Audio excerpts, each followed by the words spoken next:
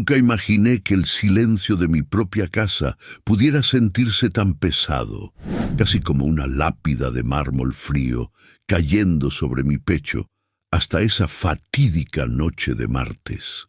Todo comenzó de una manera absurdamente trivial, como suelen comenzar las tragedias griegas que cambian el curso de una vida para siempre. Mi esposo, Roberto, había llegado exhausto de su supuesto viaje de negocios y se había derrumbado en la cama sin siquiera quitarse el saco, dejando un rastro de agotamiento que me pareció genuino en ese momento. Mientras él roncaba con esa tranquilidad que solo parecen tener los inocentes o los psicópatas absolutos, decidí ser la esposa atenta y colgar su ropa para que no se arrugara. Un gesto de amor que pronto se convertiría en mi sentencia. Al levantar su saco azul marino, ese que yo misma le había regalado por nuestro 5º aniversario, sentí un peso inusual en el bolsillo interior izquierdo.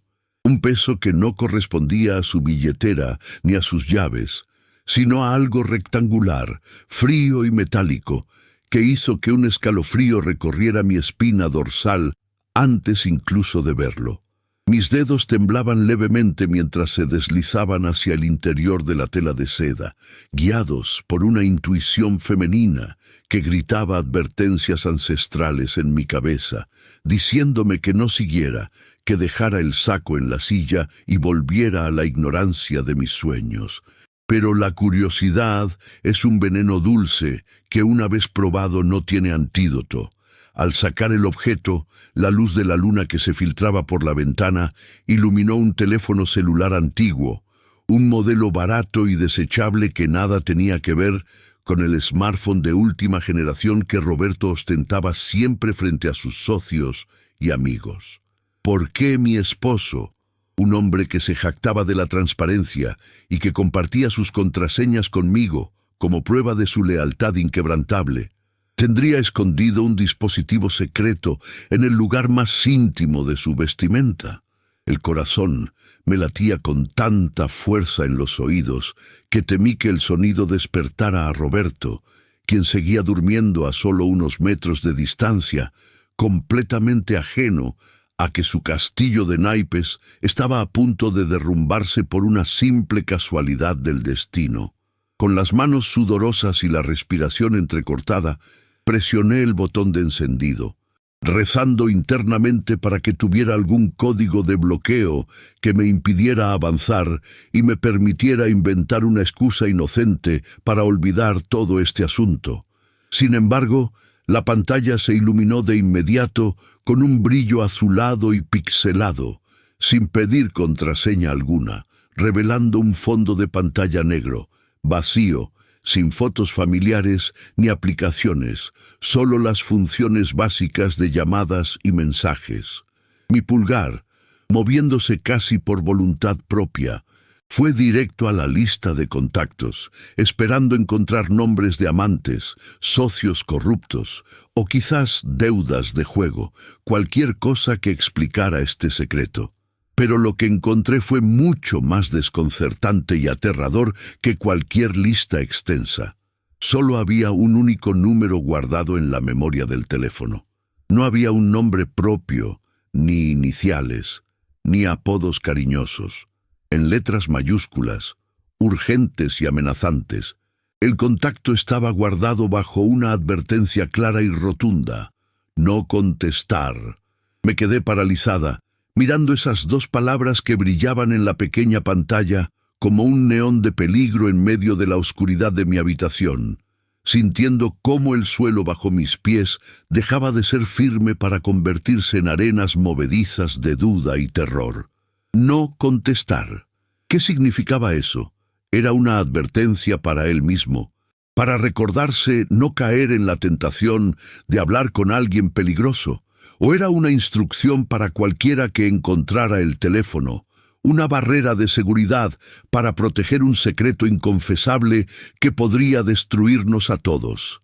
La lógica me dictaba apagar el aparato, devolverlo al bolsillo y confrontar a Roberto por la mañana con la luz del sol como testigo.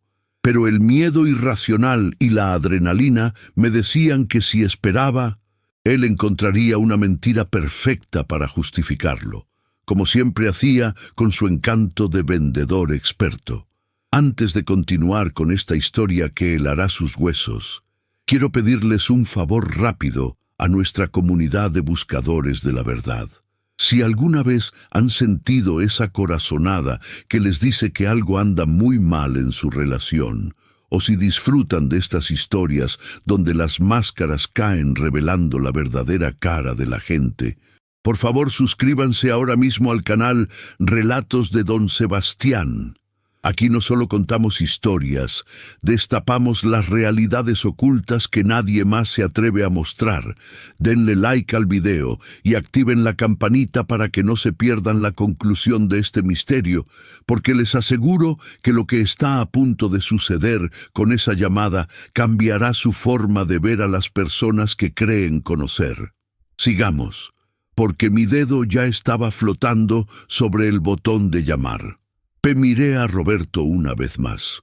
Su rostro relajado sobre la almohada parecía ahora una máscara de cera, una fachada construida meticulosamente para ocultar al extraño que dormía en mi cama, y esa visión me dio el coraje que necesitaba. Salí de la habitación caminando de puntillas, sintiendo el frío del piso de madera penetrar mis pies descalzos, y me encerré en el baño más lejano, el de visitas en la planta baja, asegurando el cerrojo con manos temblorosas. Me senté en el borde de la bañera, respiré hondo tratando de calmar las náuseas que me provocaba la anticipación y finalmente, desafiando la advertencia explícita del contacto, presioné el botón verde de llamada. El tono de espera sonó una vez, 2 veces, 3 veces. Cada sonido era un martillazo en mi ansiedad, un segundo eterno donde me debatía entre colgar y huir o enfrentar la verdad. Justo cuando pensaba que nadie respondería y que la llamada se iría al buzón de voz, la línea se abrió con un clic suave, seguido de una respiración agitada y temerosa al otro lado. «¿Roberto?», susurró una voz femenina, una voz que no sonaba seductora ni enojada, sino cargada de un terror puro y cristalino, como el de un animal acorralado que espera el golpe final. «Roberto, ¿eres tú? Por favor, dime que ya solucionaste lo del dinero. Te juro que no he hablado con nadie. He seguido todas tus reglas al pie de la letra». La voz se quebró en un sollozo ahogado que me partió el alma y me heló la sangre simultáneamente. No era la voz de una amante exigiendo lujos, era la voz de una víctima suplicando piedad. Me quedé muda, incapaz de articular palabra, con el teléfono pegado a mi oreja como si fuera una extensión de mi propio cuerpo, tratando de procesar que mi esposo, el hombre que lloraba con las películas de Disney y rescataba perros de la calle, era el causante de tal pánico en una mujer desconocida. «¿Por qué no hablas?», insistió la voz, ahora subiendo un tono hacia la histeria. «Si eres tú, tienes que saber que ella está empezando a recordar cosas, Roberto. Las pastillas ya no le están haciendo efecto. Ella está empezando a recordar». Esa frase detonó una bomba nuclear en mi cerebro, destruyendo instantáneamente cualquier posibilidad de que esto fuera un simple malentendido o una aventura extramatrimonial convencional. Esto olía a crimen, a secuestro, a locura. «¿Quién habla?», logré susurrar finalmente, con una voz que no reconocí como mía, una voz áspera y defensiva que delataba mi posición. Hubo un silencio sepulcral al otro lado de la línea, un silencio tan denso que casi podía escuchar los engranajes del cerebro de la otra mujer procesando que no estaba hablando con Roberto, sino con otra persona. «¿Quién eres tú?», preguntó ella, y su miedo se transformó instantáneamente en una cautela afilada. «No deberías tener este teléfono. Si él sabe que contestaste, te matará a ti también. Cuelga, deshazte de ese teléfono ahora mismo». Y antes de que pudiera exigir respuestas, La línea se cortó abruptamente, dejándome con el sonido monótono del tono de desconexión, burlándose de mi ingenuidad. «Te matará a ti también». Las palabras rebotaban en las paredes de azulejos del baño, amplificándose hasta convertirse en un estruendo ensordecedor que amenazaba con hacerme perder el conocimiento ahí mismo. Me miré en el espejo y vi a una mujer pálida, con los ojos desorbitados, sosteniendo la prueba de que su vida era una mentira elaborada sobre cimientos de violencia y secretos oscuros. Mi esposo no era solo un mentiroso. Según esa mujer misteriosa, era capaz de matar y aparentemente ya lo había hecho o planeaba hacerlo.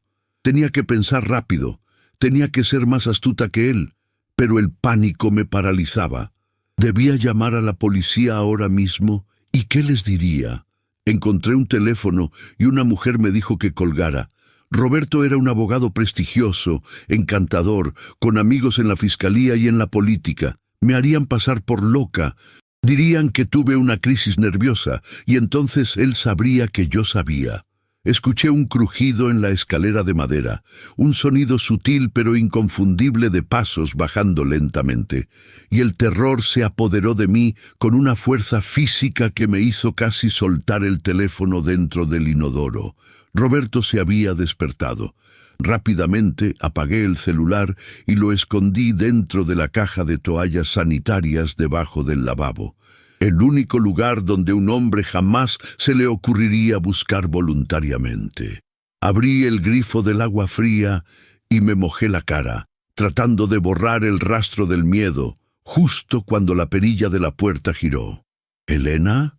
¿Estás bien, mi amor?», preguntó Roberto desde el otro lado de la puerta, con esa voz suave y preocupada que antes me hacía sentir segura y que ahora me sonaba como el siseo de una serpiente venenosa preparándose para atacar. «Sí, solo algo me cayó mal en la cena», mentí, abriendo la puerta y obligándome a mirarlo a los ojos, buscando en sus pupilas algún rastro del monstruo que la mujer del teléfono describió. Roberto me observó durante unos segundos que parecieron durar siglos, escudriñando mi rostro con esa mirada clínica que solía usar para intimidar a los testigos en la corte, buscando cualquier fisura en mi mentira. Por un momento aterrador, pensé que notaría el temblor casi imperceptible de mi labio inferior, o la palidez mortal que debía tener mi piel bajo la luz artificial del pasillo. Pero finalmente su expresión se suavizó, volviendo a esa máscara de esposo amoroso y preocupado. Me tocó la frente con el dorso de la mano y tuve que reprimir un grito de repulsión, pues su tacto, antes reconfortante, ahora se sentía como el roce frío y escamoso de un depredador que evalúa a su presa antes de devorarla. «Estás helada, Elena, vuelve a la cama, te prepararé un té», dijo con una dulzura que me revolvió el estómago. Fingí asentir y me dejé guiar de vuelta al dormitorio, acostándome al lado del hombre que, según una voz desconocida, era capaz de asesinarme. Pasé el resto de la noche con los ojos abiertos en la oscuridad, vigilando su respiración rítmica, temiendo que en cualquier momento abriera los ojos y revelara su verdadera naturaleza monstruosa. La mañana llegó arrastrando una neblina gris que parecía reflejar el estado de mi alma. Me levanté mecánicamente, operando en piloto automático para no colapsar frente a él mientras preparaba el café. Roberto bajó las escaleras silbando, fresco y descansado, ajustándose la corbata de seda frente al espejo de la entrada, como si no tuviera un abismo de secretos oscuros escondido en el bolsillo de su saco. Observé con terror cómo buscaba su chaqueta en el perchero, rezando para que no notara la ausencia del peso extra en el bolsillo interior, pero para mi fortuna, la prisa por una reunión matutina lo hizo descuidado. Me dio un beso rápido en la mejilla, un beso de Judas, que me dejó la piel ardiendo de indignación, y salió por la puerta prometiendo regresar temprano para cenar. En cuanto escuché el motor de su auto alejarse por la entrada de grava, corrí hacia el baño de visitas como una poseída, Saqué el teléfono de la caja de toallas sanitarias y lo apreté contra mi pecho, sabiendo que ese pequeño aparato de plástico barato era ahora mi única brújula en un mar de mentiras. Con el teléfono nuevamente en mis manos, mi mente comenzó a trabajar con una claridad febril, impulsada por la necesidad desesperada de proteger mi vida y descubrir quién era la mujer aterrada del otro lado de la línea.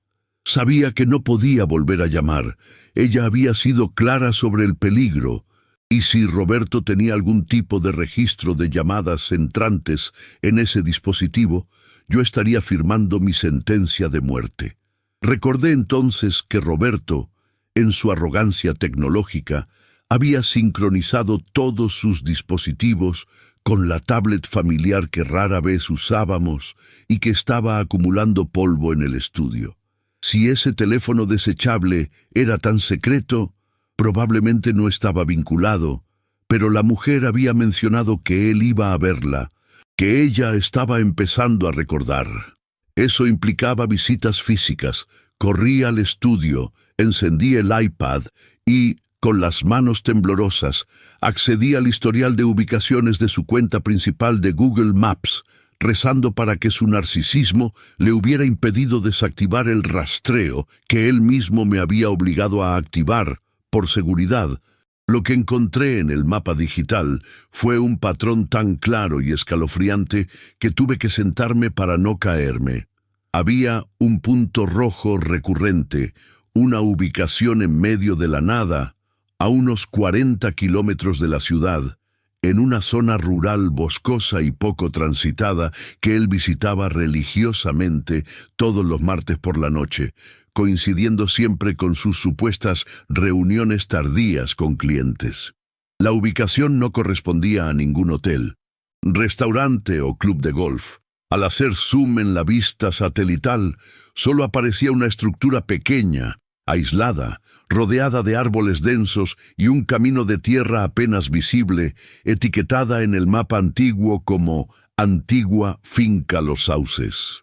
Mi corazón dio un vuelco violento.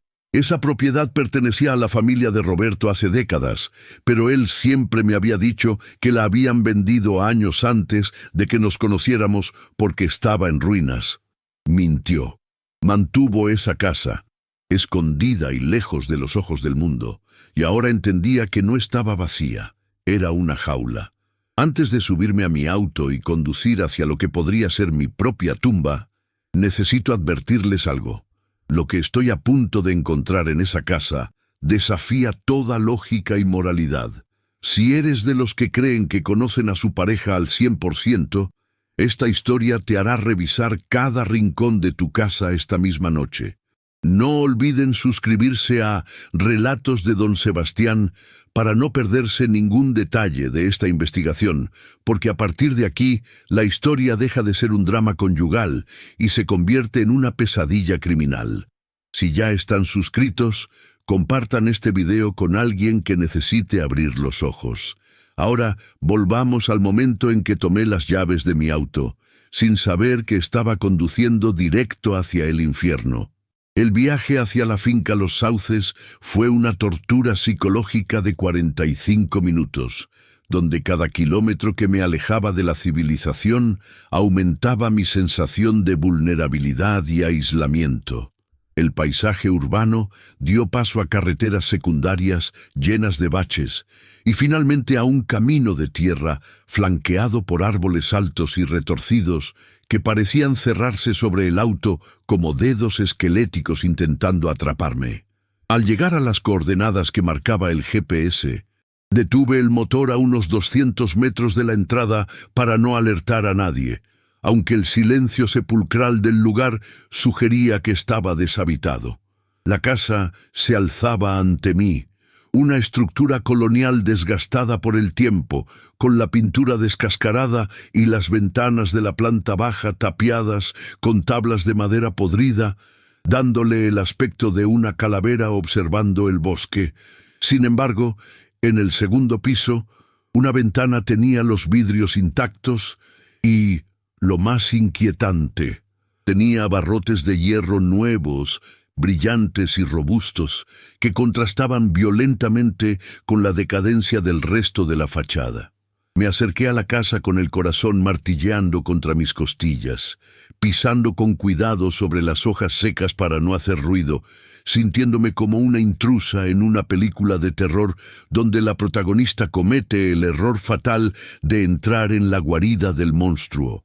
Rodeé la estructura buscando una entrada, pero las puertas de roble macizo estaban cerradas con candados industriales oxidados que parecían no haberse abierto en años.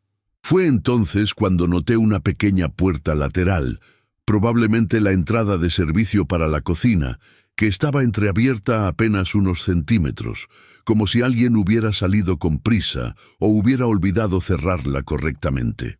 Empujé la madera hinchada por la humedad y ésta cedió con un gemido agudo que resonó en el silencio del bosque, erizándome la piel.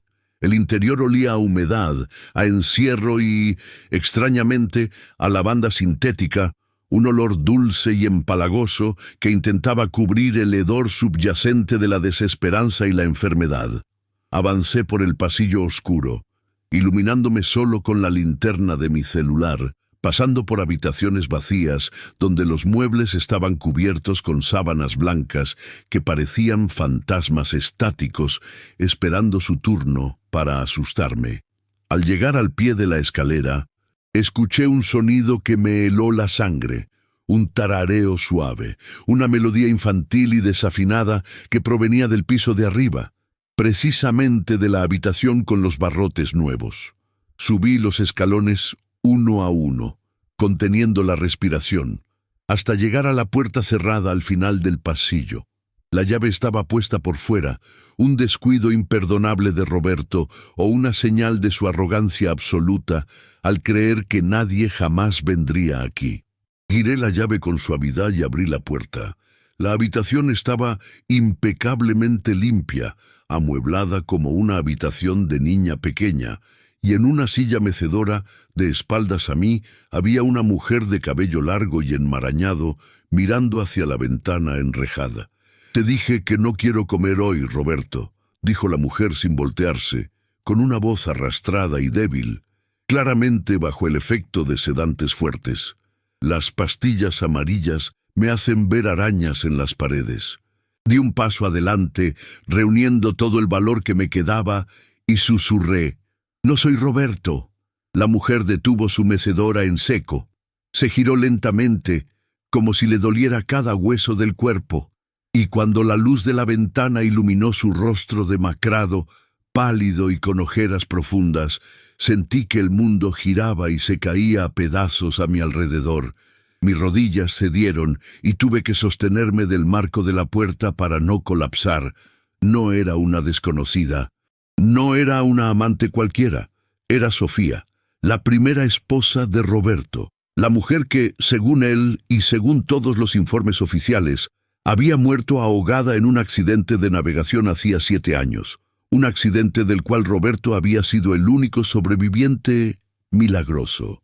Sofía me miró con los ojos desorbitados, inyectados en sangre, luchando por enfocar mi rostro a través de la neblina química de las drogas que Roberto le suministraba para mantenerla dócil. «Tú», susurró ella, levantándose con dificultad y arrastrando los pies hacia mí con las manos extendidas como garras. «Tú eres la de las fotos, la nueva, la que vive en mi casa». Retrocedí un paso, aterrorizada, pensando que me atacaría. Pero ella se desplomó de rodillas frente a mí, agarrándose a mis piernas con una fuerza desesperada. «Tienes que sacarme de aquí», gritó con la saliva goteando de su boca. «Él no me salvó. Él me encerró. Me dijo que yo te maté. Me dijo que maté a alguien y que la policía me busca. Pero estoy empezando a recordar, Elena. Estoy recordando que no hubo ningún accidente. Él nos necesita a las dos, pero no por amor». Sus palabras, cargadas de locura y verdad, abrieron una puerta en mi mente que jamás podría volver a cerrar. Roberto no era viudo. Roberto era un carcelero y yo era la siguiente pieza en su macabro rompecabezas. Traté de procesar la magnitud de la revelación de Sofía, sintiendo cómo mi cerebro luchaba por reescribir 7 años de historia compartida con Roberto. 7 años que ahora se revelaban como una farsa grotesca construida sobre el sufrimiento de esta pobre mujer. La viudez de Roberto había sido su carta de presentación, el rasgo que lo hacía parecer vulnerable y profundo a mis ojos, la tragedia que me hizo querer cuidarlo y amarlo. Ahora entendía que no era una cicatriz emocional, sino un trofeo de caza, una prueba de su capacidad para manipular la realidad a su antojo. Miré a Sofía, cuya piel tenía ese tono grisáceo de quienes no han visto el sol en años, y sentí una mezcla nauseabunda de piedad y terror absoluto, porque si él fue capaz de hacerle esto a la mujer que juró amar frente a un altar, no había límites para lo que me haría a mí si descubría que había destapado su caja de Pandora. La casa crujió con el viento, y el sonido me pareció una advertencia. El tiempo se nos estaba acabando y la bestia podía regresar en cualquier momento. ¿Por qué?, le pregunté, arrodillándome frente a ella y tomando sus manos esqueléticas y frías entre las mías, intentando transmitirle un poco de calor humano. ¿Por qué te mantiene viva si todos creen que estás muerta? ¿Por qué no simplemente acabar con todo? Sofía soltó una risa seca y quebrada, un sonido sin alegría que resonó en las paredes vacías de su prisión. Por el dinero, Elena. Siempre es por el dinero, respondió con una claridad repentina que atravesó la neblina de los sedantes. Mi herencia no es una cuenta bancaria simple. Es un fideicomiso familiar antiguo, blindado con cláusulas que Roberto nunca pudo romper. Requiere una prueba de vida biométrica cada 6 meses para liberar los fondos. Él me droga. Me lleva en silla de ruedas a un banco privado donde tiene a un gerente comprado. Me hacen poner la huella y luego me trae de vuelta a este infierno.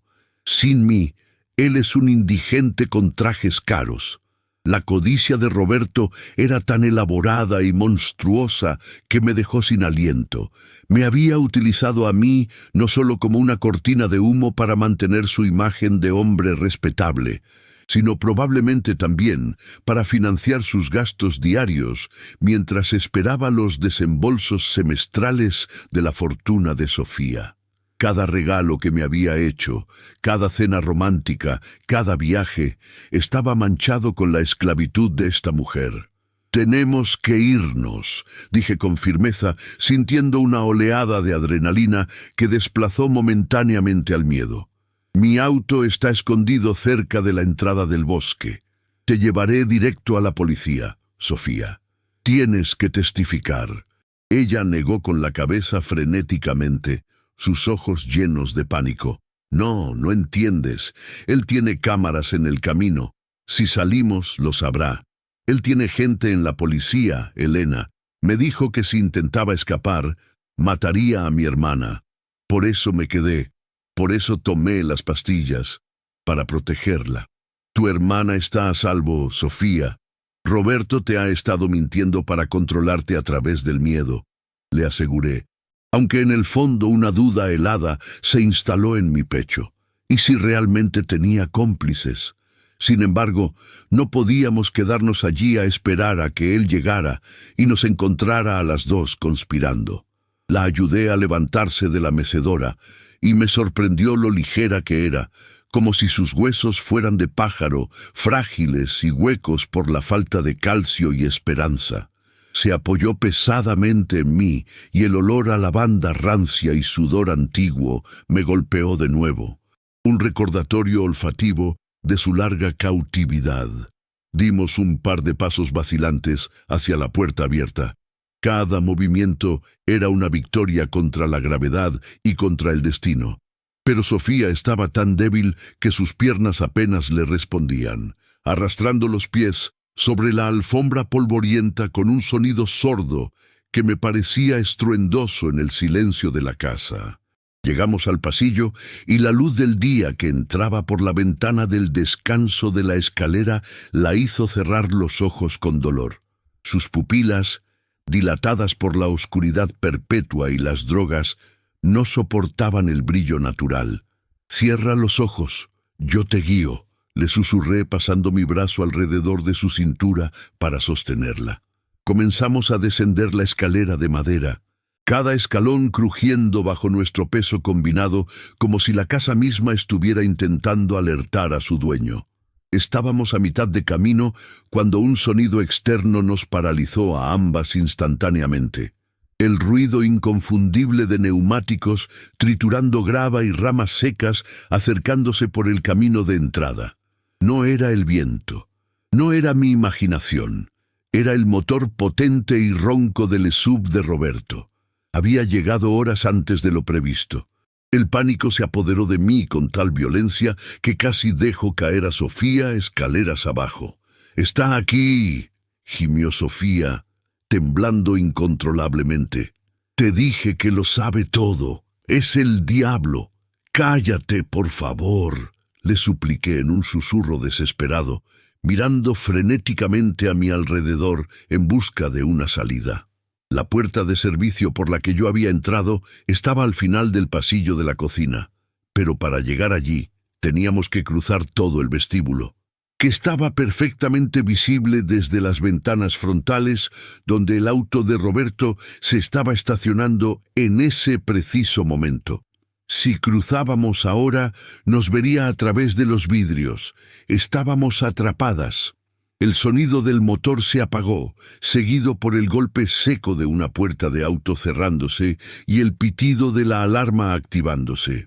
Esos sonidos cotidianos, que tantas veces había escuchado en la seguridad de nuestro garaje, ahora sonaban como los tambores de una ejecución inminente. No podíamos salir, teníamos que escondernos. «Arriba, tenemos que volver arriba», dije, tirando de Sofía con una fuerza que no sabía que tenía. «No puedo, mis piernas», lloró ella, colapsando en uno de los escalones. No había tiempo para delicadezas. La levanté casi en vilo, ignorando el dolor en mi propia espalda, y la arrastré de regreso al piso superior justo cuando escuché el sonido metálico de las llaves de Roberto tintineando al otro lado de la puerta principal. El corazón me latía tan fuerte contra las costillas que temí sufrir un infarto allí mismo. No podíamos volver a su habitación. Sería el primer lugar al que iría. Miré el pasillo. Había 3 puertas cerradas. Probé la primera, cerrada con llave.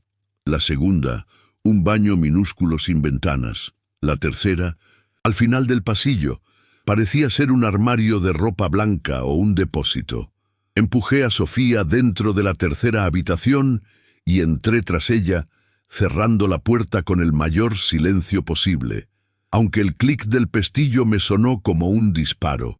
Nos encontramos en un espacio estrecho y oscuro, lleno de cajas de cartón apiladas y viejos abrigos colgados que olían a naftalina y olvido. Nos agazapamos detrás de una pila de cajas altas, abrazadas en la oscuridad, temblando al unísono. «Si nos encuentra, nos matará a las 2», susurró Sofía en mi oído, su aliento caliente y rápido contra mi cuello. Le tapé la boca con la mano, mis ojos fijos en la rendija de luz que se filtraba por debajo de la puerta. Abajo, la puerta principal se abrió con un chirrido y los pasos pesados de Roberto resonaron en el vestíbulo de madera, pasos seguros, pasos de dueño, pasos de verdugo. «¡Sofía!», gritó Roberto desde abajo, con una voz jovial que me heló la sangre. «Te traje tu comida favorita. Y buenas noticias, el mercado de valores subió hoy». Su tono casual, casi cariñoso, era lo más aterrador de todo. Hablaba con su prisionera como si fuera una mascota querida, disociando completamente la realidad de su crimen. Escuchamos cómo dejaba unas bolsas sobre una mesa y comenzaba a subir las escaleras. Thump, thump, thump. Cada paso resonaba en mi pecho. Iba silbando esa misma melodía desafinada que yo había escuchado al entrar, una canción de cuna pervertida. A medida que se acercaba al segundo piso, el silbido se hizo más fuerte, más claro. Pasó justo por delante de la puerta del armario donde estábamos escondidas. Pude ver la sombra de sus zapatos bloquear momentáneamente la luz bajo la puerta. Contuve la respiración hasta que mis pulmones ardieron. Roberto siguió caminando hacia la habitación de Sofía, al final del pasillo. Escuchamos el sonido de la llave girando en la cerradura exterior que yo había dejado puesta por descuido, pero que él probablemente asumiría que había dejado así. La puerta se abrió. Hubo un silencio de 3 segundos. 3 segundos eternos, donde el mundo pareció detenerse, y entonces el silencio se rompió, no con un grito, sino con un sonido gutural, animal, de confusión y furia contenida. ¿Sofía?, preguntó. Su voz ya no tenía nada de jovial, era puro hielo. ¿Dónde estás? Escuchamos el sonido de muebles siendo arrastrados, la silla mecedora golpeando contra la pared. ¡Sofía!, rugió ahora, y luego un silencio aún más aterrador. Él sabía que ella no podía haber escapado sola. Él sabía que alguien le había ayudado. Y sabía que ese alguien todavía tenía que estar en la casa. Los pasos de Roberto salieron de la habitación y se detuvieron en el medio del pasillo. Estaba escuchando, cazando. El pasillo se convirtió en un túnel de eco donde cada sonido amplificaba nuestro terror. Los pasos de Roberto eran lentos, deliberados, calculados para torturar psicológicamente a quien quiera que estuviera escondido. No corría, no gritaba frenéticamente, simplemente caminaba con la seguridad de un depredador que sabe que su presa está acorralada en una caja sin salida. De repente, su voz rompió el silencio nuevamente, pero esta vez no había fingimiento ni dulzura, solo una frialdad metálica y cortante. «Elena, sé que estás aquí. Vi las huellas de tus neumáticos en la entrada del camino de tierra». Mi corazón se detuvo un instante. Mi precaución de dejar el auto lejos había sido inútil ante su ojo observador y paranoico. «Sal ahora mismo y podemos hablar como adultos civilizados. No hagas esto más difícil de lo que ya es. Sofía está enferma, está confundida. No puedes creer nada de lo que dice. Sus mentiras, dichas con esa calma paternal, eran más aterradoras que cualquier amenaza de muerte explícita. Escuchamos cómo abría violentamente la puerta de la habitación contigua, el baño, y la cerraba de un portazo que hizo vibrar el suelo bajo nuestros pies, demostrando que su paciencia se estaba evaporando rápidamente. «No me hagas buscarte, Elena, se me está acabando la paciencia», rugió, y el sonido de madera rompiéndose indicó que había pateado algún mueble en su frustración creciente. Sofía, a mi lado, se tapó los oídos con las manos y comenzó a mecerse frenéticamente, emitiendo un gemido agudo que amenazaba con delatarnos en cualquier segundo. Le apreté el brazo con fuerza, clavándole las uñas sin querer, transmitiéndole la urgencia de mantener el silencio absoluto, pero sabía que era cuestión de tiempo. Roberto estaba revisando cuarto por cuarto. Solo quedaban 2 puertas antes de llegar a nuestro escondite. El depósito donde estábamos y un pequeño cuarto de costura al final. Escuchamos sus pasos acercarse de nuevo, pesados, haciendo crujir las tablas viejas justo frente a nuestra puerta. En la oscuridad casi total del armario, mis manos tantearon frenéticamente buscando cualquier cosa que pudiera servir como arma, cualquier objeto contundente que me diera una oportunidad, por mínima que fuera, contra un hombre que me superaba en fuerza y crueldad. Mis dedos rozaron cartón húmedo, telas viejas y polvorientas, hasta que finalmente se cerraron alrededor de algo frío y pesado en el fondo de una caja. Una vieja base de lámpara de bronce macizo, probablemente una reliquia de la familia que había sido descartada años atrás. La levanté con ambas manos. sintiendo su peso reconfortante, y me coloqué justo al lado del marco de la puerta, con el corazón latiendo en la garganta, lista para golpear. Sofía me miró con los ojos muy abiertos, entendiendo mi plan suicida. No había otra opción. Si él abría esa puerta, yo tendría un solo segundo, un solo movimiento para incapacitarlo antes de que él nos hiciera daño a nosotras. La sombra de sus zapatos se detuvo frente a la rendija de luz debajo de nuestra puerta, bloqueando el resplandor del pasillo y sumiéndonos en una oscuridad aún más profunda y asfixiante. Podía escuchar su respiración al otro lado de la delgada madera, una respiración agitada y furiosa, como la de un toro antes de la embestida. La perilla de la puerta giró lentamente, chirriando por la falta de aceite, un sonido que me pareció ensordecedor en el silencio tenso del momento. Gracias al cielo. El pestillo viejo y oxidado que yo había cerrado instintivamente al entrar seguía en su lugar, impidiendo que la puerta se abriera de inmediato. Roberto soltó un gruñido de sorpresa al encontrar resistencia, y luego golpeó la puerta con la palma de la mano abierta. «¡Abre la puerta, Elena! Ya sé que estás ahí dentro. Huelo tu maldito perfume», gritó, abandonando por completo la fachada de hombre razonable. «Escúchame bien», continuó Roberto, pegando su boca a la madera de la puerta, bajando la voz a un susurro sibilante que era infinitamente más amenazante que sus gritos. «Si sales ahora, te prometo que te dejaré ir, te daré dinero, te irás del país y nunca más sabrás de mí.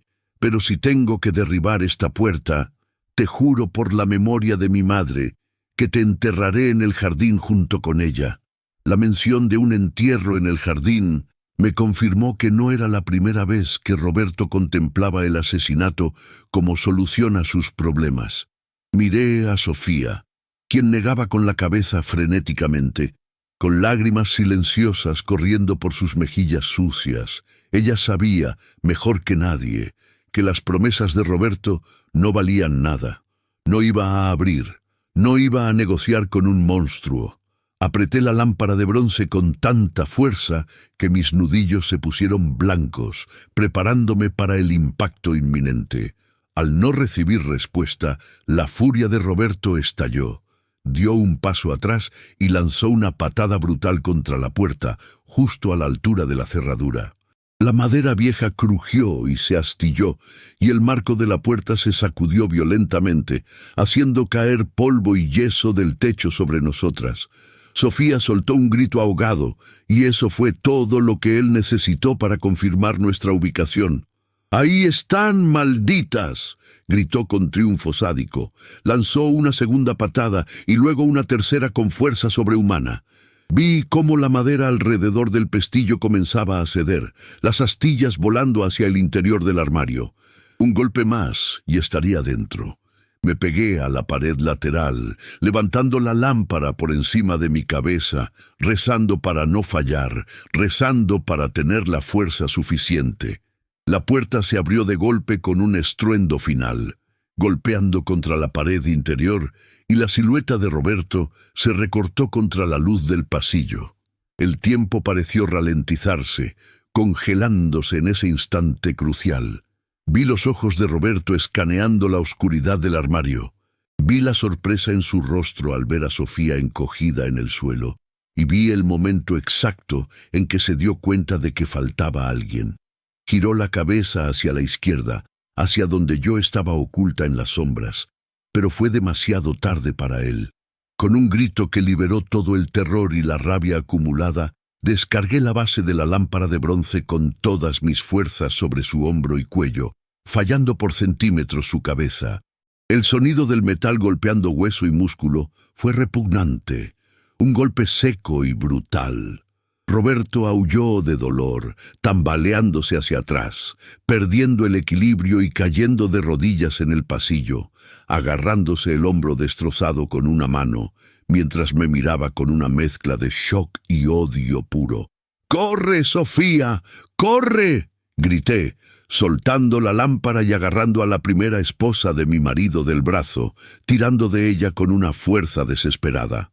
Aprovechamos el momento de aturdimiento de Roberto para saltar sobre sus piernas extendidas y salir al pasillo. Él intentó agarrar mi tobillo con su mano buena, sus dedos rozando mi piel como garras frías, pero logré soltarme con una patada instintiva en su cara que lo hizo retroceder nuevamente. Corrimos hacia las escaleras, yo prácticamente arrastrando a Sofía, quien tropezaba con sus propios pies débiles. «¡Vuelve aquí! ¡Te voy a matar!», rugió Roberto detrás de nosotras, luchando por ponerse de pie a pesar del dolor. No miré atrás. La adrenalina había borrado mi cansancio, convirtiéndome en una máquina de supervivencia cuyo único objetivo era sacar a esa mujer de esa casa maldita antes de que el monstruo se recuperara por completo. Bajamos las escaleras tropezando, casi cayendo, con el sonido de los pasos irregulares y furiosos de Roberto persiguiéndonos desde el piso de arriba. Estaba herido, pero la ira le daba energía. Llegamos al vestíbulo y corrí hacia la puerta principal, olvidando que estaba cerrada con esos candados industriales oxidados que había visto al llegar. Forcejeé inútilmente con la manija, perdiendo segundos preciosos, mientras Sofía gemía de terror al ver a Roberto aparecer en lo alto de la escalera, con el rostro contorsionado y sangre manando de su nariz por mi patada.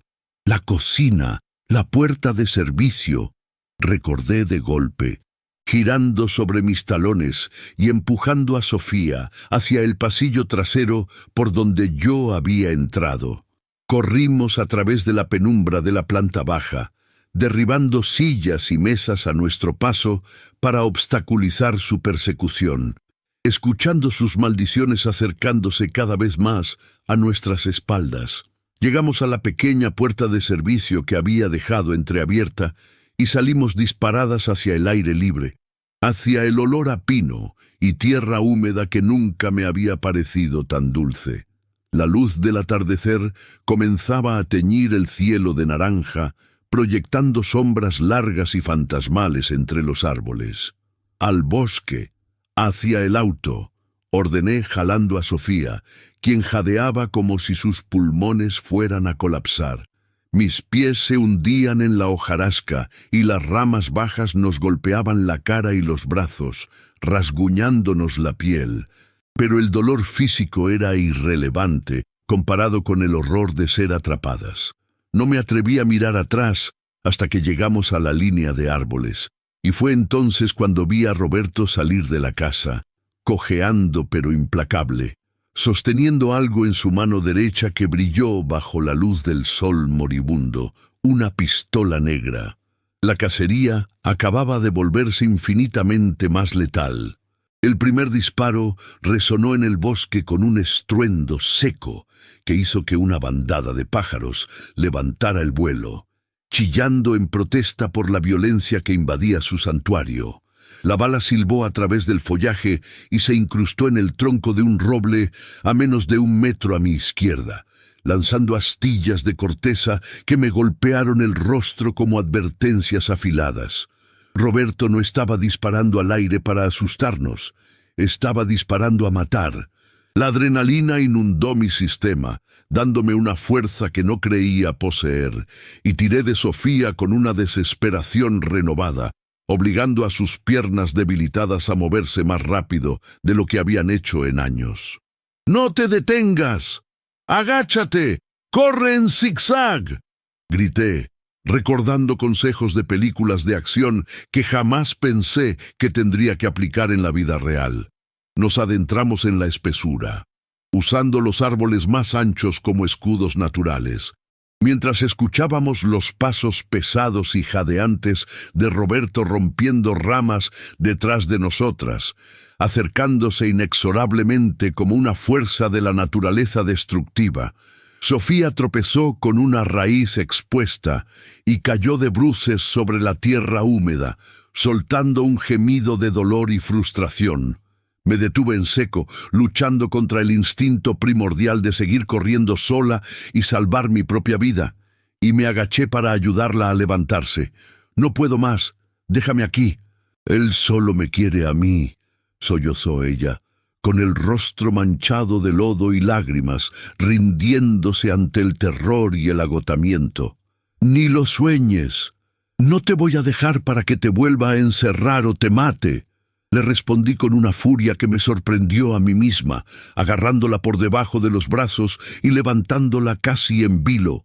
Un segundo disparo cortó el aire justo por encima de nuestras cabezas, arrancando hojas de una rama baja. Estaba demasiado cerca.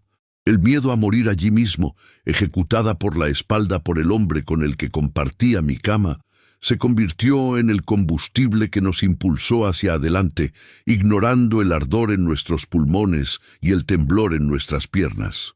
La luz del atardecer se desvanecía rápidamente, convirtiendo el bosque en un laberinto de sombras alargadas y formas engañosas que dificultaban la visión y la orientación. Cada tronco caído parecía un obstáculo insuperable. Cada sonido del viento entre las hojas me parecía un nuevo disparo. Roberto seguía persiguiéndonos, maldiciendo en voz alta cada vez que perdía terreno debido a su hombro herido, pero su determinación asesina compensaba su dolor físico. Finalmente, vi un destello metálico entre los árboles a unos 50 metros de distancia. El reflejo de la luz moribunda sobre el techo de mi auto estacionado al borde del camino de tierra. «Ahí está, ya casi llegamos», animé a Sofía, sintiendo una oleada de esperanza que era casi dolorosa. El auto, mi pequeño sedán familiar, se veía como un arca de salvación, un portal de regreso a la civilización y a la seguridad. Rompimos la línea de árboles y salimos al claro donde estaba el auto, con las llaves ya en mi mano, listas para abrir y arrancar en un solo movimiento fluido. Pero Roberto había anticipado nuestra ruta. En lugar de seguirnos directamente a través del bosque denso, había tomado un atajo diagonal, cortando camino, y emergió de entre los árboles justo frente al capó del coche, bloqueando nuestro acceso a la puerta del conductor. Estaba sudoroso, con la camisa desgarrada y manchada de sangre seca, y su rostro era una máscara de odio puro, iluminado por los últimos rayos del sol. Levantó la pistola con mano temblorosa, apuntando directamente a mi pecho. «Se acabó, Elena», jadeó, con una sonrisa torcida que no llegaba a sus ojos fríos y muertos. «Tú te lo buscaste. Podrías haber seguido siendo la esposa feliz e ignorante, pero tuviste que meter tus narices donde no te llamaban». Me detuve en seco, con Sofía temblando detrás de mí, aferrada a mi espalda como una niña pequeña. Estábamos a menos de 10 metros de él, sin cobertura, expuestas y vulnerables ante el cañón negro del arma. Mi mente trabajaba frenéticamente, buscando una salida, evaluando distancias, posibilidades, calculando las probabilidades de llegar a la puerta del copiloto antes de que él pudiera reaccionar y disparar de nuevo. «Roberto, piensa en lo que estás haciendo», dije, tratando de mantener la voz firme, apelando al hombre racional que yo creía conocer, aunque sabía que ese hombre ya no existía, si es que alguna vez existió. «Si nos matas, no podrás ocultarlo. La policía encontrará nuestros cuerpos, encontrarán la casa. Tu vida perfecta se acabó de todas formas». Él se rió, una risa corta y áspera como un ladrido. «Tengo recursos, Elena, tengo amigos. Puedo hacer que parezca un accidente, un robo que salió mal, o mejor aún, un suicidio pactado entre la esposa actual y la ex esposa loca que reapareció milagrosamente». Su arrogancia fue mi oportunidad. Mientras él se regodeaba en su plan maestro, vi por el rabillo del ojo una piedra grande y afilada en el suelo, justo al lado de mi pie derecho. Sin pensarlo, me agaché en un movimiento rápido y fluido, agarré la piedra con ambas manos y la lancé con todas mis fuerzas hacia su cara, no con la intención de herirlo gravemente desde esa distancia, sino de distraerlo. La piedra voló por el aire y lo golpeó en el hombro herido con un impacto sordo. Roberto aulló de dolor y sorpresa, bajando el arma instintivamente por una fracción de segundo mientras se agarraba el hombro. ¡Ahora! ¡Sofía! ¡Al auto!, grité, empujándola hacia la puerta del copiloto mientras yo corría hacia el lado del conductor. Roberto se recuperó más rápido de lo que esperaba. Levantó el arma de nuevo y disparó un tercer tiro. La bala impactó en el guardabarros trasero del auto con un sonido metálico agudo, haciendo saltar chispas. Llegué a la puerta del conductor. Metí la llave en la cerradura con manos temblorosas y abrí la puerta de un tirón. Al mismo tiempo, Sofía logró abrir la puerta del copiloto y se lanzó al interior, cayendo sobre el asiento. Roberto corría hacia nosotras, cojeando pero rápido, apuntando de nuevo. Me tiré al asiento del conductor, cerré la puerta de un portazo y puse el seguro justo cuando Roberto llegaba a mi ventanilla. Golpeó el vidrio con la culata de la pistola, gritando obscenidades, con el rostro contorsionado por la furia impotente. Metí la llave en el contacto y la giré, rezando para que el motor arrancara al primer intento. El motor tosió, se ahogó un segundo y luego rugió a la vida con un sonido glorioso. Roberto golpeó la ventana una vez más, con tanta fuerza que vi aparecer una pequeña grieta en el vidrio templado. No esperé a que lo rompiera, pisé el acelerador a fondo. Las ruedas traseras patinaron sobre la grava suelta y la tierra húmeda, lanzando una lluvia de piedras y polvo hacia atrás, mientras el auto salía disparado hacia adelante. Vi por el espejo retrovisor cómo Roberto se apartaba de un salto para no ser atropellado, cayendo de espaldas al suelo. Se levantó rápidamente, arrodillándose y apuntando el arma con ambas manos hacia el auto que se alejaba.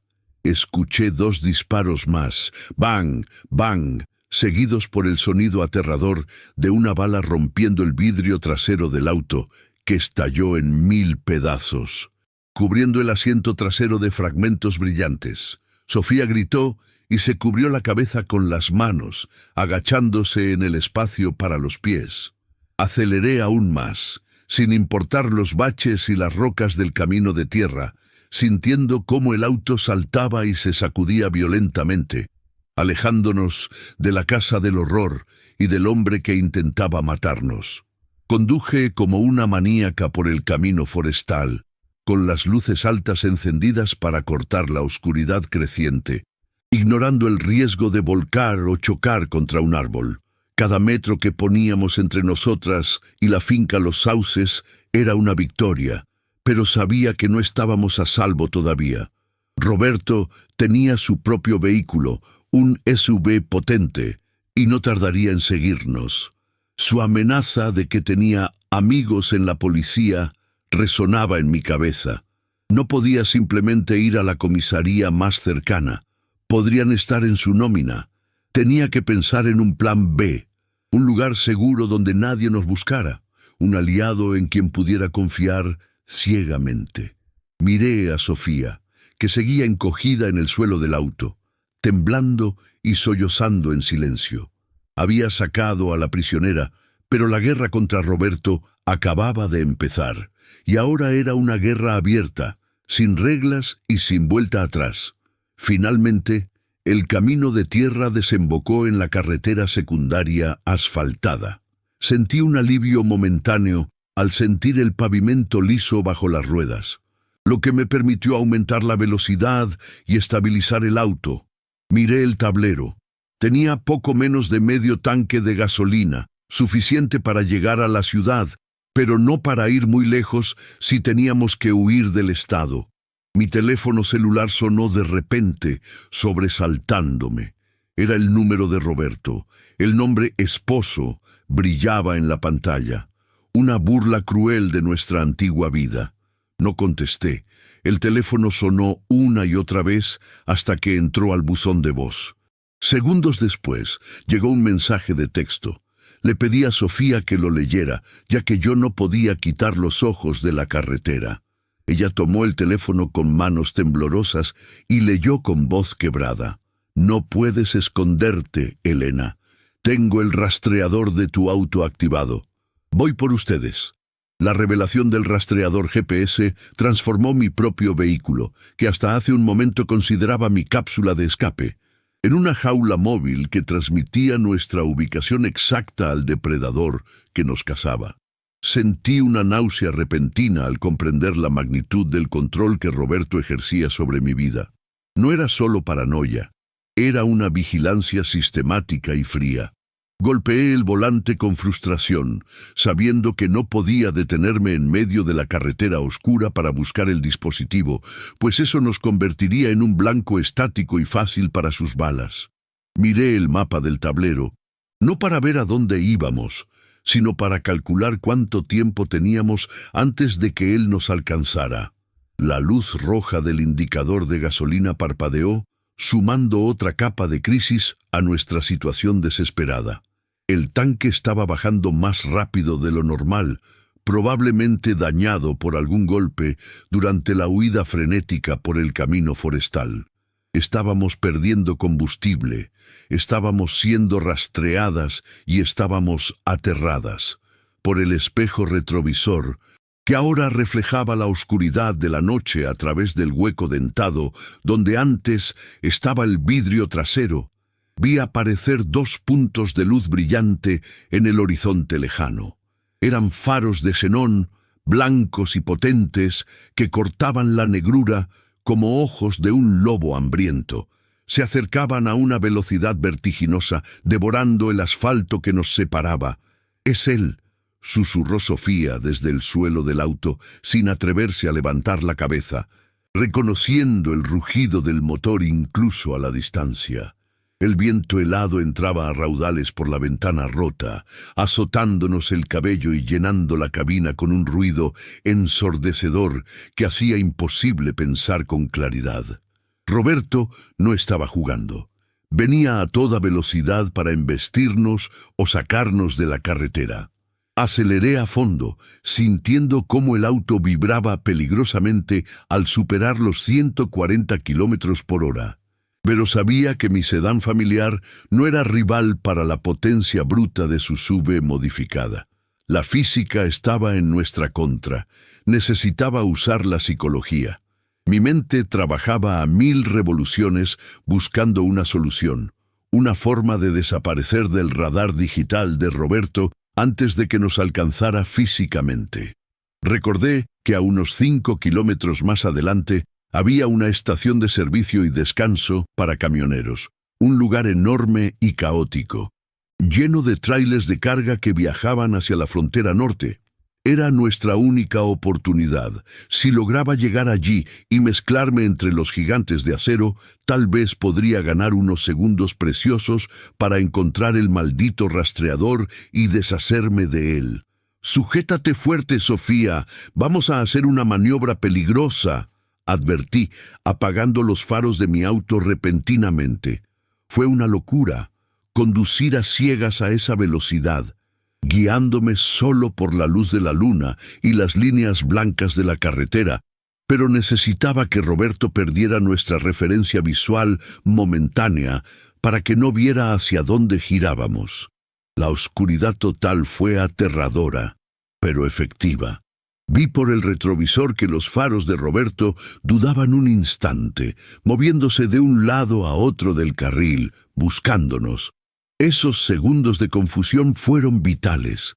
Vi el letrero de la estación de servicio iluminado como un faro de esperanza y giré el volante bruscamente hacia la salida, encendiendo las luces en el último segundo para no estrellarme contra la barrera de contención.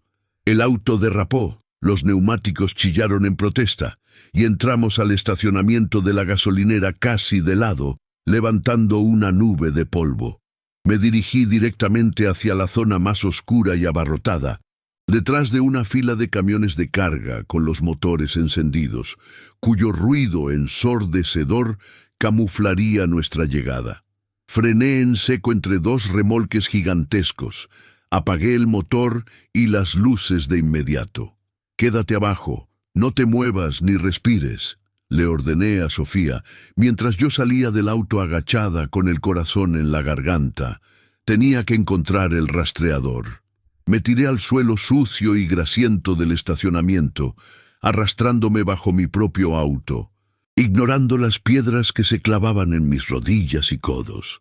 Usé la linterna de mi celular, con el brillo al mínimo, iluminando frenéticamente el chasis, los ejes, el interior de los parachoques. «¿Dónde estás, maldito aparato?», murmuré, sintiendo que el tiempo se escurría como agua entre mis dedos. Escuché el sonido del motor del SUV de Roberto entrando a la estación de servicio desde la carretera. Había visto mi desvío o el GPS le había indicado que me detuve. Sus neumáticos crujieron sobre la grava a unos 100 metros de distancia. Estaba aquí. Busqué con más desesperación, palpando cada superficie metálica fría y sucia, hasta que mis dedos tocaron una pequeña caja de plástico negro adherida magnéticamente al interior del guardabarros trasero izquierdo. Arranqué la caja magnética con un tirón salvaje, sintiendo una mezcla de triunfo y terror al tener en mi mano el dispositivo que había guiado a mi verdugo. La luz roja del rastreador parpadeaba lentamente, burlándose de mí. Podía escuchar el vehículo de Roberto avanzando lentamente por las filas de camiones como un tiburón patrullando un arrecife buscando mi auto. Si lo dejaba caer ahí, él encontraría el auto en segundos. Necesitaba un señuelo. Miré a mi alrededor y vi que el camión a mi derecha, un transporte de ganado enorme, estaba comenzando a moverse, soltando el freno de aire con un siseo fuerte. El conductor estaba acelerando para salir de nuevo a la autopista. Sin pensarlo 2 veces, corrí agachada hacia el camión en movimiento y con un salto desesperado, pegué la caja magnética en la barra de metal trasera del remolque. El imán se adhirió con un clic metálico que quedó ahogado por el ruido del motor diésel. Me dejé caer al suelo y rodé de vuelta hacia la sombra de mi auto justo cuando los faros del SUV de Roberto barrían la zona donde yo había estado un segundo antes. Me pegué contra la puerta del copiloto, tapándole la boca a Sofía, que estaba temblando violentamente. Observamos a través de los cristales sucios cómo el vehículo de Roberto se detenía en la intersección del estacionamiento. Él estaba mirando su teléfono, consultando la aplicación de rastreo. Vimos su silueta golpear el volante con frustración y luego, para nuestro inmenso alivio, giró el volante bruscamente y aceleró a fondo, saliendo de la estación de servicio y reincorporándose a la autopista, persiguiendo al camión de ganado que se alejaba hacia el norte, llevando consigo el rastreador. Había mordido el anzuelo. La señal del GPS ahora se movía, y él creía que éramos nosotras intentando huir de nuevo. Solté el aire que había estado conteniendo en mis pulmones hasta que me dolió el pecho.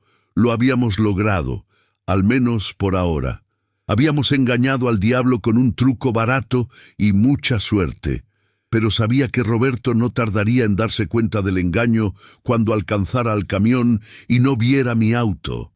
Teníamos quizás 20 minutos de ventaja antes de que diera la vuelta y regresara furioso, con sed de sangre redoblada. Si esta jugada maestra les pareció ingeniosa, esperen a ver cómo planeamos contraatacar, porque a partir de ahora, Elena y Sofía dejan de correr y empiezan a pelear.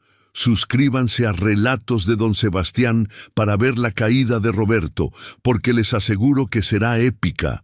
Ahora teníamos que deshacernos de mi auto marcado y conseguir ayuda real. Se fue persiguiendo al camión, le dije a Sofía, ayudándola a salir del auto. Ella miraba a su alrededor, desorientada por las luces de neón y el ruido de la estación, como un animal salvaje soltado en una ciudad. Volverá, dijo ella con voz muerta. Siempre vuelve. Y mi hermana, tengo que llamar a mi hermana, Clara. Ella es la única que nunca creyó que yo morí en ese accidente. Ella ha estado esperando una señal mía por 7 años. Esa era nuestra conexión, nuestros salvavidas. Si la hermana de Sofía seguía buscando la verdad, entonces tendríamos un lugar seguro. Y Lo más importante, un testigo externo. Pero no podíamos usar nuestros teléfonos. Roberto podría rastrear la señal celular triangular incluso sin el GPS del auto. Necesitábamos un teléfono público o prestado, una reliquia en esta era digital. Caminamos hacia la tienda de conveniencia de la gasolinera, tratando de parecer normales a pesar de nuestra apariencia desaliñada y sucia. Sofía se cubrió la cabeza con una chaqueta que sacamos del maletero para ocultar su rostro demacrado. Encontramos un teléfono de monedas en la esquina, casi olvidado y cubierto de grafitis. Sofía marcó el número de memoria, sus dedos marcando la secuencia que había guardado en su cerebro durante 7 años de encierro como un mantra de esperanza. El teléfono sonó 1, 2, 3 veces. «Hola», contestó una voz femenina, adormilada y cautelosa. «Clara, soy yo». «Sofía», dijo ella, y se rompió en llanto. «Estoy viva. Roberto me tenía encerrada. Elena me salvó».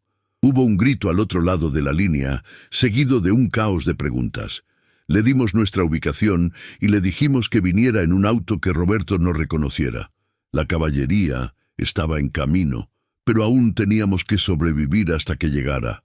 Los 40 minutos que esperamos la llegada de Clara fueron, sin lugar a dudas, los más largos de mi existencia.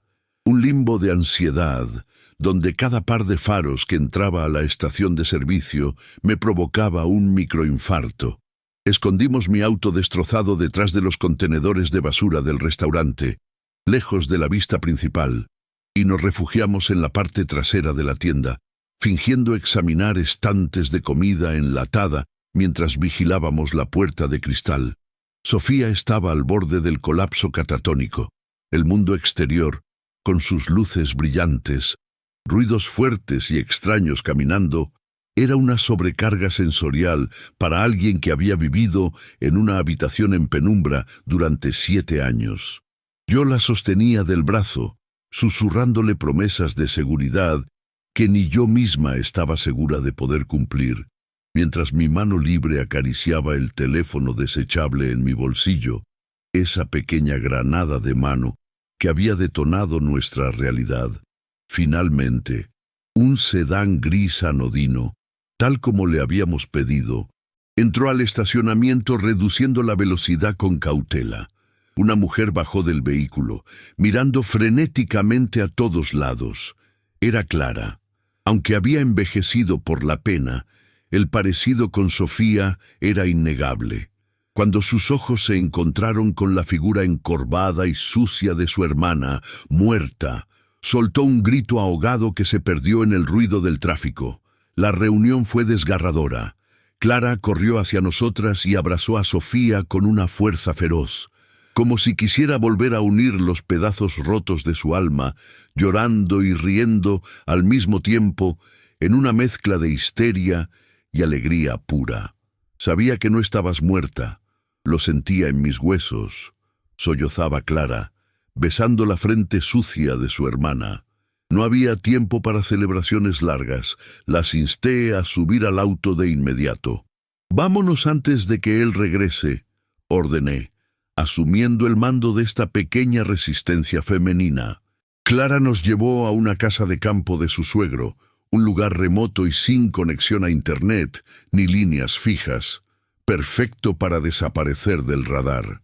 Durante el viaje, mientras Sofía dormía en el asiento trasero agotada por la adrenalina, le conté a Clara cada detalle sórdido: la casa prisión, las drogas, el intento de asesinato en el bosque. El rostro de Clara se endureció con cada palabra, transformándose de la hermana doliente a una vengadora implacable. «Ese miserable no solo va a ir a la cárcel», dijo Clara apretando el volante hasta que sus nudillos crujieron. «Voy a asegurarme de que sufra cada segundo de miedo que le hizo sentir a Sofía». Clara resultó ser contadora forense, una habilidad que resultaría ser nuestra arma secreta más letal. Si todo esto es por el fideicomiso, entonces Roberto ha dejado un rastro de papel. Los monstruos como él siempre cometen errores aritméticos cuando se sienten intocables. Al llegar a la casa segura, lo primero que hicimos fue asegurar el perímetro y luego atender a Sofía. Un baño caliente y ropa limpia hicieron maravillas para devolverle un poco de dignidad, aunque sus ojos seguían teniendo esa mirada perdida de quien ha visto el infierno. Sentadas alrededor de la mesa de la cocina, con tazas de café humeante que nos servían de ancla a la realidad, comenzamos a trazar el plan.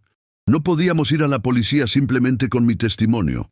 Roberto era un abogado brillante y manipulador. Diría que yo secuestré a su esposa enferma mental, que yo era la agresora. Necesitábamos una confesión irrefutable, algo grabado, algo en flagrancia. Él cree que todavía estamos huyendo en el camión, dije. Pero pronto el camionero se detendrá y Roberto encontrará el rastreador. Cuando eso pase, sabrá que lo engañamos y su furia lo hará descuidado. Él necesita la prueba de vida, intervino Sofía, con la voz más clara que había tenido hasta ahora. Mañana es el día. Cada 6 meses, el día 15, debe presentarme ante el notario corrupto del banco. Si no aparezco mañana a las 10:00 am, la cuenta se congela y se inicia una auditoría automática. Él está desesperado, no solo porque escapé, sino porque si no me recupera antes de mañana, pierde los millones y se expone su fraude. Esa era la clave. El tiempo jugaba a nuestro favor y en contra de él. Roberto estaba bajo un reloj de arena que se vaciaba rápidamente. No tenía tiempo para planear una defensa legal elaborada.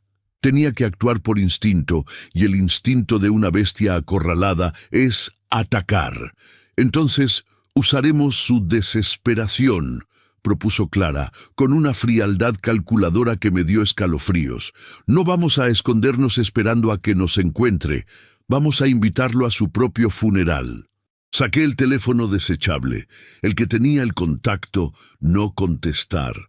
Este teléfono es su línea segura, su canal para las cosas que nadie puede saber, dije. Si le escribo desde aquí, creerá que soy yo intentando negociar. No, dijo Sofía, interrumpiéndome. Si le escribes tú, querrá matarte. Tiene que creer que soy yo. Tiene que creer que quiero volver. La idea era arriesgada, casi suicida.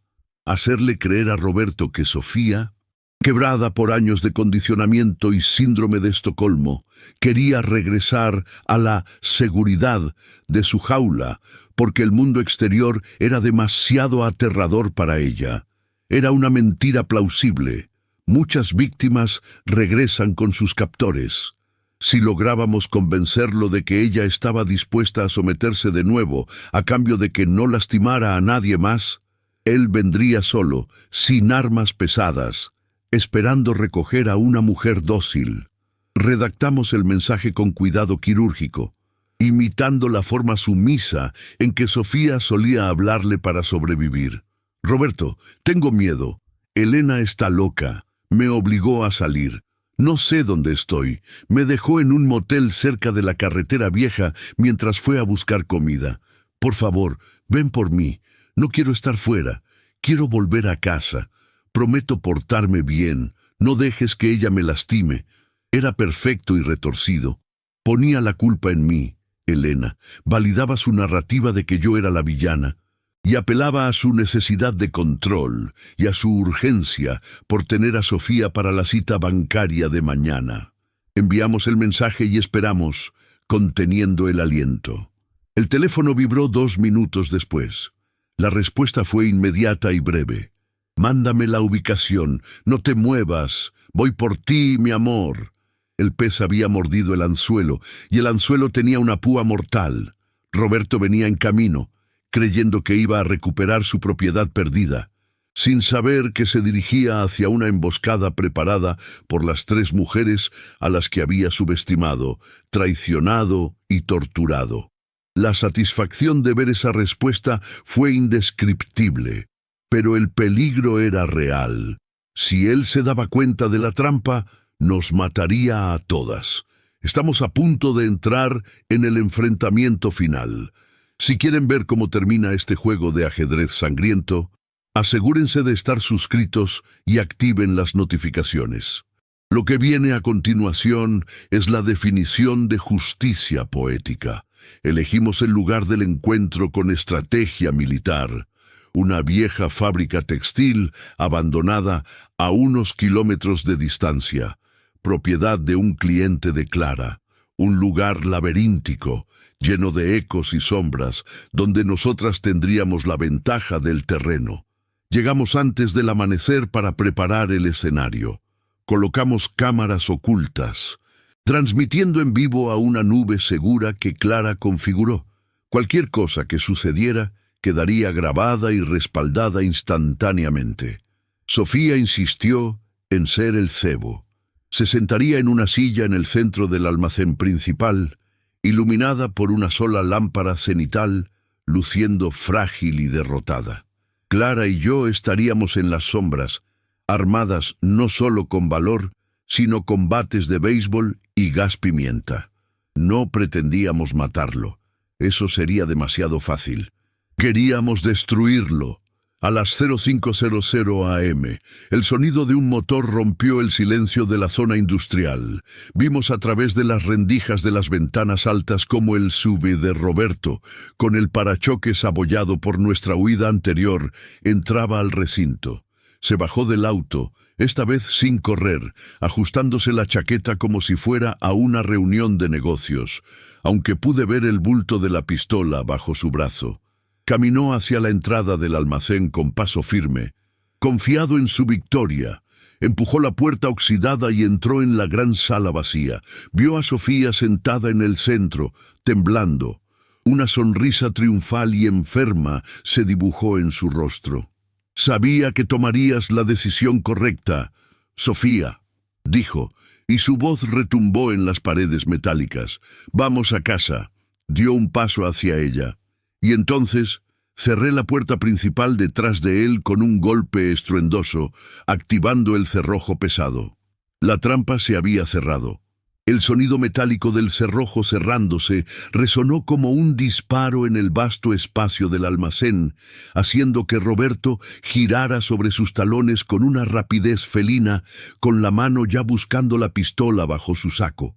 Pero antes de que pudiera desenfundar, un foco de luz halógena se encendió desde la pasarela superior, cegándolo momentáneamente y dejándolo expuesto como un actor en un escenario macabro.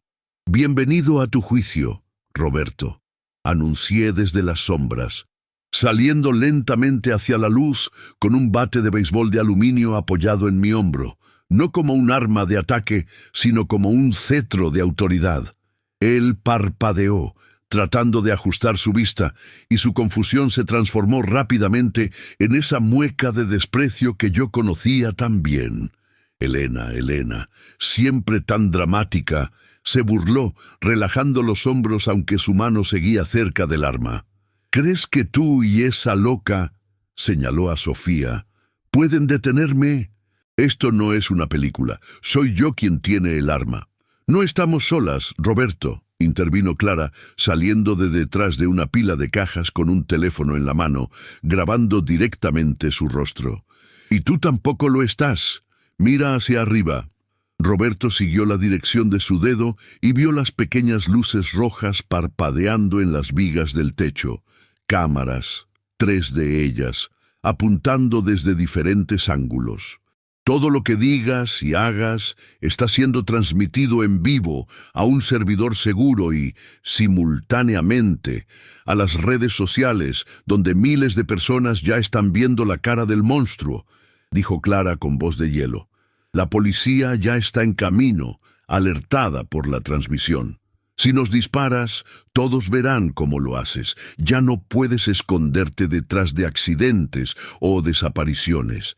Estás desnudo frente al mundo. La arrogancia de Roberto vaciló por primera vez. Miró las cámaras con terror, dándose cuenta de que su mayor poder, el secreto, se había evaporado. Pero la bestia acorralada no se rinde, ataca. Su rostro se contorsionó en una máscara de odio puro y desenfundó la pistola, apuntando frenéticamente entre nosotras tres. «Me importa un comino la transmisión», gritó, con la saliva volando de su boca. «Si voy a caer, me las llevo conmigo. Tú, Elena, arruinaste todo. Teníamos una vida perfecta. Podrías haber vivido como una reina con el dinero de esta imbécil. Como una reina o como tu próxima prisionera». Le reté dando un paso adelante, sabiendo que tenía que mantenerlo hablando para ganar tiempo hasta que llegaran las sirenas. «Admítelo, Roberto, nunca amaste a nadie, solo amas tu reflejo en el espejo. Encerraste a tu esposa durante 7 años para robarle su herencia. Eres un parásito. Ella me lo debía», rugió él, cayendo en la provocación, confesando sus crímenes a gritos para la audiencia invisible. «Yo construí ese patrimonio. Sin mí, ella no era nada. La mantuve viva, le di techo y comida. Deberían agradecerme». Su confesión retumbó en las paredes del almacén, sellando su destino legal para siempre. Pero él ya no operaba bajo la lógica, sino bajo la ira homicida. «Se acabó el espectáculo», bramó, levantando el arma para apuntar directamente a mi pecho. En ese instante, Sofía, la mujer que había estado temblando en la silla, la víctima pasiva, se levantó. No, se lanzó.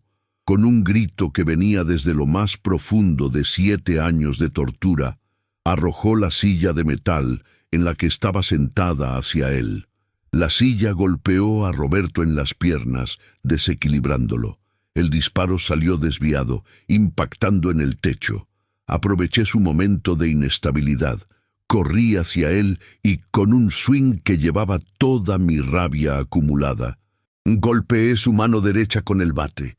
El crujido de los huesos de su muñeca fue audible y la pistola voló lejos, deslizándose por el suelo de cemento. Roberto aulló de dolor, agarrándose la mano destrozada, cayendo de rodillas. Pero no habíamos terminado. Clara se acercó y le roció una nube de gas pimienta directamente en los ojos, cegándolo y dejándolo tosiendo y retorciéndose en el suelo, reducido a un bulto lloroso y patético. Sofía se paró sobre él, respirando agitadamente, mirándolo desde arriba, invirtiendo por fin la dinámica de poder. Él intentó hablar, intentó amenazar, pero solo salían gemidos. «Ya no te tengo miedo», susurró Sofía, y aunque su voz fue suave, tuvo más peso que cualquier grito. «Ya no eres el carcelero, solo eres un hombre pequeño y roto». En la distancia, el sonido de las sirenas comenzó a crecer, acercándose como la caballería de la justicia, llenando la mañana con la promesa de libertad. La policía irrumpió en el almacén con armas en alto, pero se encontraron con una escena que no esperaban.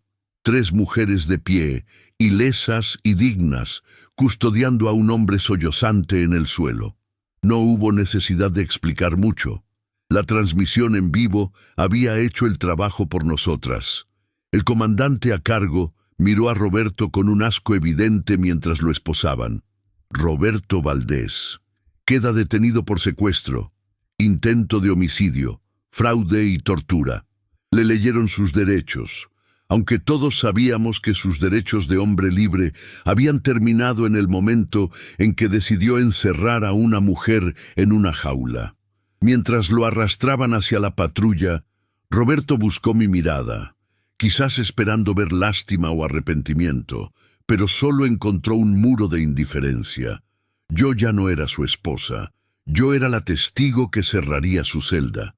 El sol brillaba sobre el jardín de la nueva casa que Sofía había comprado con el dinero recuperado de su fideicomiso. Una casa con grandes ventanales, sin rejas, llena de luz.